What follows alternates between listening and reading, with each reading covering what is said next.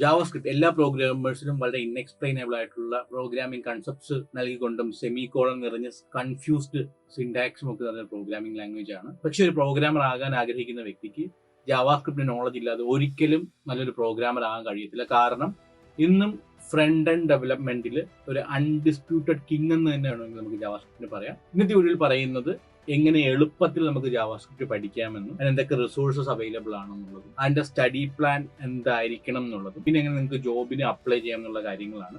ഇതുവരെ ഈ ചാനലിന്റെ വീഡിയോ കാണാത്ത ഞാൻ ഇൻട്രൊഡ്യൂസ് ചെയ്യാം. എന്റെ പേര് സാഹിർ. ഈ ചാനലിൽ data science, digital marketing, technology, data analytics, full stack development, മോൺ stack, web development, digital marketing, finance തുടങ്ങിയ വീഡിയോകളായിരിക്കും പോസ്റ്റ് ചെയ്യുന്നത്. ഈ ചാനലിന്റെ ഗോൾ തന്നെ കരിയർ ഗ്യാപ്പ് വന്നവർക്കും ഫ്രഷേഴ്സ് ആയിട്ടുള്ളവർക്കും ഒരു ടെക് കരിയർ ബിൽഡ് ചെയ്യാൻ വേണ്ടി എനേബിൾ ചെയ്യുക എന്നുള്ളതാണ്. So I am Sahir. Welcome to the new video video learning.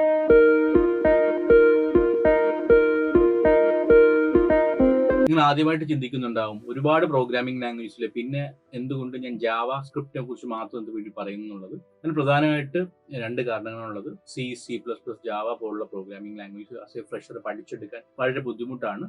JavaScript എന്നത് ഇന്നും നമ്മൾ കാണുന്ന 99.5% വെബ്സൈറ്റിലും ജാവാസ്ക്രിപ്റ്റ് യൂസ് ചെയ്യുന്നുണ്ട്. ജാവാസ്ക്രിപ്റ്റിന്റെ മെയിൻ പർപ്പസ് എന്നുള്ളത് വെബ്സൈറ്റ് ഡൈനാമിക് ആക്കുക എന്നുള്ളതാണ്. അതായത് നമുക്ക് വെബ്സൈറ്റിൽ അനിമേഷൻസ് കൊണ്ടുവരിക, ബട്ടൺ ക്ലിക്സ് എനേബിൾ ചെയ്യുക, സ്ലൈഡ്സ് കൊണ്ടുവരിക, അങ്ങനെയുള്ള കാര്യങ്ങൾക്ക് വേണ്ടിയിട്ടാണ്. അപ്പം ഇനിയും അടുത്തൊരു 10-15 വർഷ കാലഘട്ടത്തിൽ പോപ്പുലർ ആയിട്ടുള്ള പ്രോഗ്രാമിംഗ് ലാംഗ്വേജ് തന്നെയായിരിക്കും ജാവാസ്ക്രിപ്റ്റ്. അത് പഠിക്കുന്നവർക്ക് നല്ലൊരു കരിയർ കെട്ടിപ്പടുക്കാൻ പറ്റുമെന്ന് എനിക്ക് നല്ലൊരു കോൺഫിഡൻസ് ഉള്ളതുകൊണ്ടാണ് നിങ്ങൾക്ക് വീഡിയോയിൽ ജാവാസ്ക്രിപ്റ്റിനെ കുറിച്ച് പറയുന്നത്. ഇനി നമ്മൾ എങ്ങനെ ജാവാസ്ക്രിപ്റ്റ് പഠിക്കണം എന്നുള്ളതിനെ കുറിച്ചാണ് പറയുന്നത്.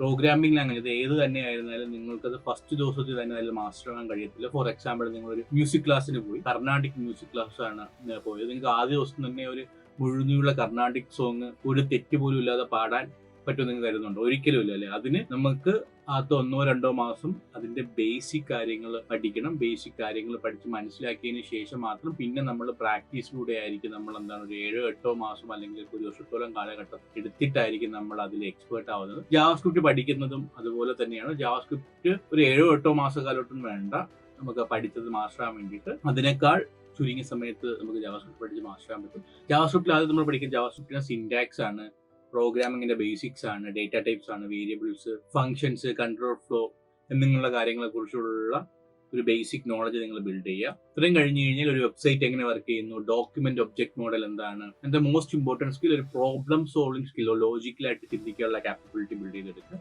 ഇതാണ് ഫസ്റ്റ് സ്റ്റെപ്പ്. ഇനി നമ്മൾ നോക്കാൻ വേണ്ടി പോകുന്നത് എങ്ങനെയാണ് പഠിക്കേണ്ടത്, എന്താണ് പഠിക്കേണ്ടത് എന്ന് നമ്മൾ മനസ്സിലാക്കി. ഇനി നമ്മൾ മനസ്സിലാക്കാൻ പോകുന്നത് ഇത് പഠിക്കാനായിട്ട് എന്തൊക്കെ റിസോഴ്സസ് അവൈലബിൾ ആയിട്ടുണ്ട് എന്നുള്ളതാണ്. ലേണിംഗ് റിസോഴ്സിനെ കുറിച്ച് സംസാരിക്കണം പലരും ഇന്ന് കൺഫ്യൂസ്ഡ് ആണ്. കാരണം നമ്മൾ അനുഭവിക്കുന്ന ഏറ്റവും വലിയ പ്രശ്നം എന്ന് പറഞ്ഞാൽ ഇൻഫർമേഷൻ ഓവർലോഡാണ്. നിങ്ങൾക്ക് ജാവാസ്ക്രിപ്റ്റ് പഠിക്കാൻ വേണ്ടി ഒരുപാട് റിസോഴ്സസ് അവൈലബിൾ ആണ്. വീഡിയോ ആയിട്ടും ഡോക്യുമെന്റ് ആയിട്ടും ബുക്സും ആയിട്ടൊക്കെ ഒരുപാട് റിസോഴ്സസ് അവൈലബിൾ ആണ്. അതിൽ റിസോഴ്സിനെ കുറിച്ച് നോക്കുമ്പോൾ എനിക്ക് പറയാനുള്ളത് യൂട്യൂബ് ചാനലിൽ തന്നെ ഒരുപാട് ചാനൽസ് ഉണ്ട് ജാവാസ്ക്രിപ്റ്റിന്റെ ട്യൂട്ടോറിയൽസ് കംപ്ലീറ്റ് വീഡിയോസ് പോസ്റ്റ് ചെയ്തിരിക്കുന്നത്. അപ്പോൾ അതിൽ ഏതെങ്കിലും നിങ്ങൾക്ക് നോക്കിയിട്ട് ജാവാസ്ക്രിപ്റ്റ് പഠിക്കാം. പക്ഷെ എന്ത് തന്നെയായിരുന്നാലും നിങ്ങൾ ഏതെങ്കിലും ഒരു റിസോഴ്സസ് കംപ്ലീറ്റ്ലി ഫോളോ ചെയ്ത് ബേസിക് നോളജ് ഉണ്ടാക്കിയതിന് ശേഷം മാത്രമേ വേറെ റിസോഴ്സ് അല്ലെങ്കിൽ മൾട്ടിപ്പിൾ റിസോഴ്സസിലോട്ട് പോവാം. അല്ലെന്നുണ്ടെങ്കിൽ നിങ്ങൾക്ക് ആദ്യം പഠിച്ച റിസോഴ്സിൽ രണ്ടാമത്തെ റിസോഴ്സിലുള്ളത് കൺഫ്യൂസ്ഡ് ആവും. നിങ്ങൾ കൺഫ്യൂസ്ഡ് ആയിട്ട് പാതി വഴിക്ക് വെച്ച് നോക്കി പോകാനുള്ള പോസിബിലിറ്റി ഉണ്ട്. സോ ഒരിക്കലും അത് ചെയ്യരുത്.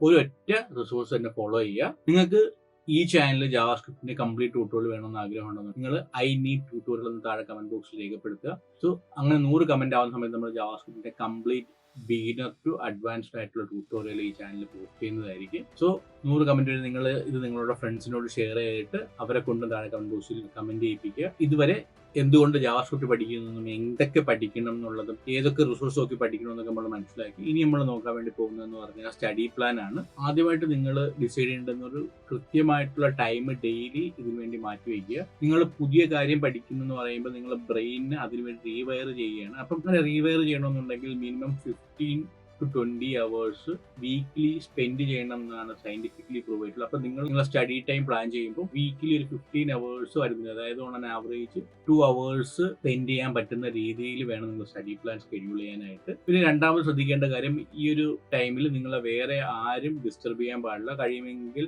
ഒരു നോയിസ് ക്യാൻസലേഷനുള്ള ഹെഡ്ഫോൺ ഉപയോഗിക്കുക. പിന്നെ രണ്ടാമതായിട്ട് മൊബൈൽ എയറോപ്ലെയിൻ മോഡിൽ അങ്ങനെയുള്ള കാര്യങ്ങൾ ശ്രദ്ധിക്കുക. എങ്കിൽ മാത്രമേ നിങ്ങൾക്ക് കംപ്ലീറ്റ് ഫോക്കസ് കിട്ടത്തുള്ളൂ, നിങ്ങൾക്ക് കാര്യം മനസ്സിലാക്കി പഠിക്കാൻ പറ്റത്തുള്ളൂ. ഇങ്ങനെ 2 months വീക്ക്ലി 15 hours വെച്ച് സ്പെൻഡ് ചെയ്ത് നിങ്ങൾക്ക് ഒരു ബേസിക് നോളജും ഫണ്ടമെന്റൽസിനെ കുറിച്ചൊക്കെ ഒരു തറവ് നോളജ് ബിൽഡ് ചെയ്യാൻ കഴിയും. ഇതിനുശേഷം നിങ്ങൾ പ്രോജക്ട്സ് ചെയ്തു തുടങ്ങുക. പലരും പ്രോജക്ട്സ് ചെയ്ത് തുടങ്ങുമ്പോൾ കാണിക്കുന്ന ഏറ്റവും വലിയ മിസ്റ്റേക്ക് ആദ്യമേ ഒരു വലിയ പ്രൊജക്ട് എടുത്ത് തുടങ്ങുക, ആ പ്രൊജക്റ്റിൽ എവിടെയെങ്കിലും സ്റ്റക്ക് ആവും, അതോടുകൂടി പ്രോഗ്രാമിംഗ് പാതി വഴിക്കിട്ട് പോകുന്നതാണ് കണ്ടുവരുന്നത്. അതിന് പകരം 3 easy projects, 3 intermediate projects and 1 hard project, 1 tough project, അങ്ങനെ ഡിവൈഡ് ചെയ്തിട്ട് ചെയ്യുക. 3 ഈസി പ്രൊജക്ട്സിന് എനിക്ക് സജസ്റ്റ് ചെയ്യാനുള്ളത് ആദ്യമായിട്ട് ടു ഡു ആപ്പാണ്. വളരെ എളുപ്പമുള്ള ആപ്പാണ്. ഒരു ടാസ്ക് നമുക്ക് യൂസറിന് ഇൻപുട്ട് ചെയ്യാനും അത് കംപ്ലീറ്റ് എന്ന് പറഞ്ഞിട്ട് രേഖപ്പെടുത്താനും കഴിയുന്ന തരത്തിലൊരു വളരെ രസകരമായ ഒരു ചെറിയ ആപ്പാണ് ടു ഡു ആപ്പ്. അതാണ് ഫസ്റ്റ് പ്രൊജക്റ്റായിട്ട് എനിക്ക് സജസ്റ്റ് ചെയ്യാനുള്ളത്. രണ്ടാമത് പ്രൊജക്റ്റായിട്ട് സജസ്റ്റ് ചെയ്യുന്ന റാൻഡം കോഡ് ജനറേറ്റർ ആണ്. നമുക്കറിയാം ഒരുപാട് ഫേമസ് വ്യക്തികളുടെ കോഡൊക്കെ ഉണ്ട്. അപ്പം ഒരു ആപ്പ് ക്രിയേറ്റ് ചെയ്യുക, അതിൽ ഒരു ബട്ടൺ പ്രസ് ചെയ്യുന്ന സമയത്ത് നമുക്ക് കോഡ്സ് മാറിക്കൊണ്ടിരിക്കും. അപ്പോൾ റാൻഡം കോഡ് ജനറേറ്റർ അങ്ങനത്തെ ഒരു ആപ്പാണ്. അതും വളരെ എളുപ്പമാണ് ചെയ്യാനായിട്ട്. അത് രണ്ടാമത് ചെയ്യാൻ വേണ്ടി ശ്രമിക്കുക. മൂന്നാമതായിട്ട് ഈസി പ്രൊജക്റ്റ് ഒരു സ്ലൈഡിങ് ആപ്പ് ചെയ്യാം. നമുക്ക് ഇമേജസ് സ്ലൈഡ് ചെയ്ത് പോകുന്ന തരത്തിലുള്ള ഒരു ആപ്പ് ചെയ്യാം. അതും വളരെ എളുപ്പമാണ്. അതിനുശേഷം നമുക്ക് ഇന്റർമീഡിയറ്റ് പ്രൊജക്ട്സ് ചെയ്തു തുടങ്ങാം. ഇന്റർമീഡിയറ്റ് പ്രൊജക്ട്സിൽ ആദ്യമായിട്ടൊരു വെതർ ആപ്പ് ചെയ്യാം. വെതർ മാറുന്നതനുസരിച്ചിട്ട് ഒരു ബാക്ക്ഗ്രൗണ്ട് ഒക്കെ കൊടുത്തിട്ട് വെതർ കാണിക്കുന്ന തരത്തിലുള്ള ഒരു ആപ്പ് ബിൽഡ് ചെയ്യാം. ഈ വെതർ ആപ്പൊക്കെ റിയാക്റ്റിൽ ബിൽഡ് ചെയ്യുന്നതായിരിക്കും ഏറ്റവും ബെറ്റർ എന്ന് പറയുന്നത്. രണ്ടാമത് നിങ്ങൾക്ക് ഇന്റർമീഡിയറ്റ് പ്രൊജക്ട് ചെയ്യാൻ പറ്റുന്നതാണ് ഒരു കാൽക്കുലേറ്റർ ആപ്പ്. ഒരു ഗ്രാഫിക്കൽ യൂസർ ഇന്റർഫേസ് ബേസ്ഡ് ആയിട്ടുള്ള നമ്മൾ മൊബൈലൊക്കെ കാണുന്നില്ലെങ്കിൽ നമ്മൾ ലാപ്ടോപ്പിൽ വിൻഡോസ് ഓയിസിലൊക്കെ കാണുന്ന തരത്തിലുള്ള കാൽക്കുലേറ്റർ ബിൽഡ് ചെയ്യാം. ഇനി മൂന്നാമതായിട്ട് ഇന്റർമീഡിയറ്റ് ചെയ്യാൻ പറ്റുന്നതാണ് ഒരു മ്യൂസിക് പ്ലെയറോ അങ്ങനെയുള്ള ആപ്ലിക്കേഷൻ. അതിൻ്റെ ഒരു യൂസർ ഇന്റർഫേസ് മ്യൂസിക് പ്ലെയർ ഒക്കെ നമുക്ക് ബിൽഡ് ചെയ്യാൻ പറ്റും. അത് എളുപ്പമാണ്. ഇതിനുശേഷം നമ്മൾ ബിൽഡ് ചെയ്യുന്നത് പറഞ്ഞാൽ എൻഡ് ടു എൻഡ് ആയിട്ടുള്ള ഒരു പ്രൊജക്റ്റാണ്. ഫ്രണ്ട് എൻഡും ബാക്ക് എൻഡും ഡേറ്റാബേസ് ഒക്കെ വരുന്ന തരത്തിലുള്ളൊരു പ്രൊജക്റ്റ് ആയിരിക്കണം അവസാനമായിട്ട് ബിൽഡ് ചെയ്യുന്നത്. അതിന് നമുക്ക് ഇ-കൊമേഴ്സോ ഏതെങ്കിലും കറന്റ് അവൈലബിൾ ആയിട്ടുള്ള ആപ്ലിക്കേഷൻസിന്റെ ക്ലോണോ ഒക്കെ നിങ്ങൾക്ക് ബിൽഡ് ചെയ്യാം. അത്രയും നിങ്ങൾ ചെയ്ത് കഴിഞ്ഞാൽ 7ഓളം പ്രൊജക്ട്സ് നിങ്ങൾക്ക് ഷോക്കേസ് ചെയ്യാനായി, നിങ്ങൾക്ക് പോർട്ട്ഫോളിയോ ബിൽഡായി, നിങ്ങൾക്ക് ഒരു കോൺഫിഡൻറ്റും ഓട്ടോമാറ്റിക്കലി ബിൽഡ് ആവും. ഇത്രയും കാണിച്ചു കഴിഞ്ഞാൽ നിങ്ങൾക്ക് ഇന്റർവ്യൂവറെ ഇംപ്രസ് ചെയ്യാനും കഴിയും. ഇനിയുള്ളത് ഇന്റർവ്യൂ പ്രിപ്പറേഷൻ ആണ്. ഇന്റർവ്യൂ പ്രിപ്പറേഷൻ ആയിട്ട് നിങ്ങൾ ചെയ്യേണ്ടതെന്ന് പറഞ്ഞു കഴിഞ്ഞാൽ പല കോഡിംഗ് ചലഞ്ചസിലും പാർട്ടിസിപ്പേറ്റ് ചെയ്യുക എന്നുള്ളതാണ്. എല്ലാ കോഡിംഗ് പ്ലാറ്റ്ഫോംസിലും നിങ്ങൾക്ക് ബിഗിനർ ആണെങ്കിലും ഇന്റർമീഡിയറ്റ് ആണെങ്കിലും അഡ്വാൻസ് ലെവലിലേക്കുള്ള കോഡിംഗ് ചലഞ്ചസ് അവൈലബിൾ ആണ്. കോഡിംഗ് ചലഞ്ചസ് നമുക്ക് ഒരു സ്പോർട്സിലെ ഡ്രില്ലിനുമായിട്ട് വേണമെങ്കിൽ കമ്പയർ ചെയ്യാം. നമ്മൾ സ്പോർട്സിൽ ഡ്രില്ല് ചെയ്യുന്ന ഒരു പർട്ടിക്കുലർ വീക്ക്നെസ്സിനെ കവർ ചെയ്യാനായിട്ട് ആ ഒരു മേഖലയിൽ കൂടുതൽ ട്രെയിൻ ചെയ്യണം. അത് തന്നെയാണ് ജാവാസ്ക്രിപ്റ്റിൽ കൊണ്ട് കോഡിംഗ് ചലഞ്ചസ് ഞാൻ ഉദ്ദേശിച്ചത്. നിങ്ങൾക്ക് ഏതെങ്കിലും ഒരു മേഖല, ചിലപ്പം ഡേറ്റ ടൈപ്പ് വേരിയബിൾ ഫംഗ്ഷൻസ്, ചിലപ്പോൾ ക്ലാസ് ആയിരിക്കും, ആ ഒരു മേഖലയിൽ നിങ്ങൾക്ക് കൺസെപ്റ്റ്സ് അറിവുണ്ടെങ്കിൽ ആ ഒരു മേഖലയിലുള്ള ചലഞ്ചസ് കൂടുതൽ ചെയ്യുക. അത് നിങ്ങൾക്ക് കുറച്ചും കൂടെ ബെറ്റർ ആവും. ഇതിനായിട്ട് കോഡിംഗ് ചലഞ്ചസിനായിട്ട് എനിക്ക് സജസ്റ്റ് ചെയ്യാനുള്ളത് കോഡ് വാൾസ് ഉണ്ട്, JS കോഡ് ബോക്സ് എന്ന് പറഞ്ഞ പ്ലാറ്റ്ഫോം ഒക്കെ ഉണ്ട്. അതൊക്കെ നിങ്ങൾക്ക് ട്രൈ ഔട്ട് ചെയ്യാം. ഇത്ര ആയി കഴിഞ്ഞാൽ നിങ്ങൾക്ക് ജോബിന് അപ്ലൈ ചെയ്ത് തുടങ്ങാം. ജോബിന് അപ്ലൈ ചെയ്യുന്നതിന് മുമ്പ് ഒരു കാര്യം കൂടി നിങ്ങളോട് പറയാനുണ്ട്. ഏതൊരു കാര്യത്തിലും സ്കില്ല് നേടുക എന്നുള്ളത് അത്ര എളുപ്പമുള്ള കാര്യം. നിങ്ങൾ ശ്രദ്ധിച്ചാൽ നിങ്ങൾ എന്തൊരു കാര്യം പഠിച്ചെടുക്കാൻ ശ്രമിച്ചത്, നിങ്ങളിപ്പം ഫസ്റ്റ് നടക്കാൻ നിങ്ങളൊരു കുട്ടിയെ നോക്കി കഴിഞ്ഞാൽ ഫസ്റ്റ് ഒരിക്കലും നടക്കാൻ പറ്റില്ല. അതിന് റിഗറസ് ആയിട്ടുള്ള പ്രാക്ടീസ് വേണ്ടി നിങ്ങൾ ഡ്രൈവിംഗ് പഠിക്കുകയാണെന്നുണ്ടെങ്കിലും എല്ലാത്തിനും ഒരു സമയം എടുക്കും. അതിൻ്റെ ഒരു പാറ്റേൺ നോക്കി കഴിഞ്ഞാൽ അപ്പ് ആൻഡ് ലോ എന്നുള്ള ഒരു പാറ്റേൺ ആയിരിക്കും. അത് തന്നെയായിരിക്കും നിങ്ങൾക്ക് ഇവിടെയും സംഭവിക്കുന്നത്. ചില ദിവസങ്ങളിൽ നിങ്ങൾ ചെയ്യുന്ന കോഡിന് ഉത്തരം കിട്ടും, പക്ഷേ ചില ദിവസങ്ങൾക്ക് ഇററായിട്ടിരിക്കുന്നുണ്ട്. പക്ഷേ നിങ്ങൾ പ്രോഗ്രാം പഠിക്കുമ്പോൾ, എസ്പെഷ്യലി ജാവാസ്ക്രിപ്റ്റ് ഒക്കെ പഠിക്കുമ്പോൾ, പ്രോഗ്രാം പഠിക്കുമ്പോൾ നിങ്ങൾക്ക് പേഷ്യൻസ് ഉണ്ട്. ചിലപ്പം ഒരു എറർ വെച്ചിട്ട് ഒരു 3-4 ദിവസമൊക്കെ ഇരിക്കുക, അങ്ങനെയുള്ള ഒരു പേഷ്യൻസ് നിങ്ങൾ ബിൽഡ് ചെയ്തെടുക്കേണ്ടതായിട്ടുണ്ട്. ഇനി നമ്മൾ ജോബിൽ എങ്ങനെ അപ്ലൈ ചെയ്യാൻ നോക്കാം. ജോബിൽ അപ്ലൈ ചെയ്ത് നിങ്ങൾ അതൊരു പോർട്ട്ഫോളിയോ വെബ്സൈറ്റ് ബിൽഡ് ചെയ്യാം. ഗിറ്റ്ഹബിൽ ഒരു അക്കൗണ്ട് ഓപ്പൺ ചെയ്യുക. ഗിറ്റ്ഹബിൽ ഈ പറഞ്ഞ പ്രൊജക്ട്സിനെ കുറിച്ചുള്ള ഡീറ്റെയിൽഡ് എക്സ്പ്ലനേഷൻ ചെയ്തുകൊണ്ട് ഗിറ്റ്ഹബിൽ റിപ്പോസിറ്ററി ക്രിയേറ്റ് ചെയ്യുക. അതുപോലെ തന്നെ വെബ്സൈറ്റിലും നിങ്ങൾ ചെയ്ത 7ഓളം പ്രൊജക്ട്സ് ഉണ്ട്. ഇന്റർമീഡിയറ്റും അഡ്വാൻസ്ഡ് ആയിട്ടും ബിഗിനർ ഫ്രണ്ട്ലി ആയിട്ടൊക്കെയുള്ള 7 പ്രൊജക്ട്സ്. അപ്പോൾ അതിനെക്കുറിച്ചുള്ള ഒരു ഡീറ്റെയിൽഡ് കാര്യങ്ങൾ നിങ്ങളെ പോർട്ട്ഫോളിയോ വെബ്സൈറ്റിൽ ഉൾപ്പെടുത്തുക. അതിനുശേഷം നിങ്ങളുടെ ലിങ്ക്ഡിൻ നിങ്ങൾ ഉദ്ദേശിക്കുന്ന ഏത് ജോബ് റോളാണ്, ജാവാസ്ക്രിപ്റ്റ് ആണെങ്കിൽ ഫ്രണ്ട് എൻഡ് ഡെവലപ്പർ റോളൊക്കെ ഒരുപാട് അവൈലബിൾ ആണ്. പക്ഷേ നിങ്ങൾ ഫ്രണ്ട് എൻഡും ബാക്ക് എൻഡും ഡേറ്റാബേസ് ഒക്കെ അറിയാവുന്ന നിങ്ങൾ ഫുൾ സ്റ്റാക്ക് ഡെവലപ്പർ ജോബ് റോളിന് അപ്ലൈ, അല്ലെങ്കിൽ ബാക്ക് എൻഡ് ഡെവലപ്പർ മാത്രം ജോബ് റോളിന് അപ്ലൈ. അപ്പോൾ അതിന് നിങ്ങൾ ഏതെങ്കിലും ഒരു പർട്ടിക്കുലർ ജോബ് റോളിന് വേണ്ടിയിട്ട് നിങ്ങളുടെ ലിങ്ക്ഡിൻ പ്രൊഫൈൽ ഒപ്റ്റിമൈസ് ചെയ്യുക. എന്നിട്ട് അതിനുശേഷം അതിൽ വരുന്ന ഒരു 15ഓളം വേക്കൻസീസ് വീക്കിലി അപ്ലൈ ചെയ്യുക.